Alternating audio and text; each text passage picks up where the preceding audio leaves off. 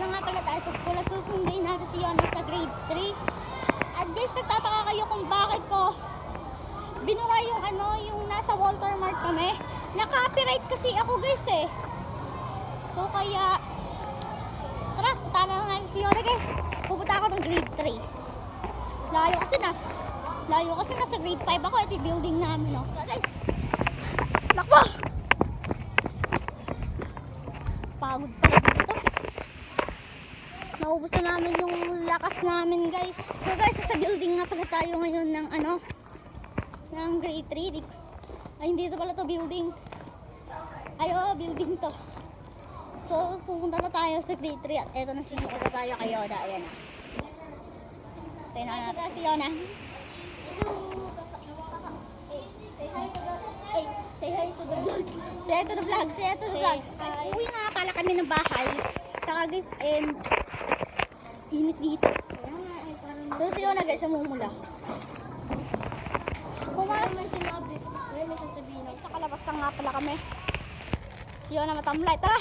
Bo! Iwan natin si Yona guys! Iwan natin si Yona guys! Ito siya guys, oh. Bagal niya. So guys, nakakalimutan niyo ba mag-sub? Mag-sub na kayo, libre lang naman to eh. So guys, ayun si mama nag-aantay na sa atin. So tara na yun. Asan siya? Ito pala, iwan natin si James ulit.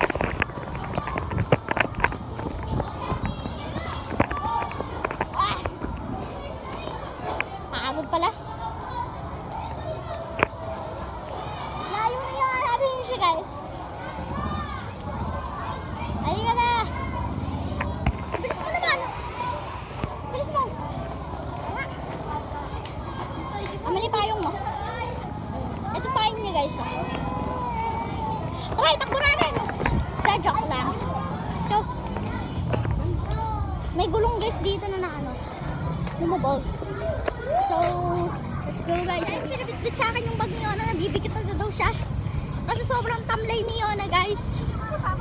Tara guys, may babamangga sa atin. May babamangga. Pala ako dito. Nagpapahinga lang ako. Guys, kasama natin yung vlogger, si Kel Padrones. Ano pangalan mo?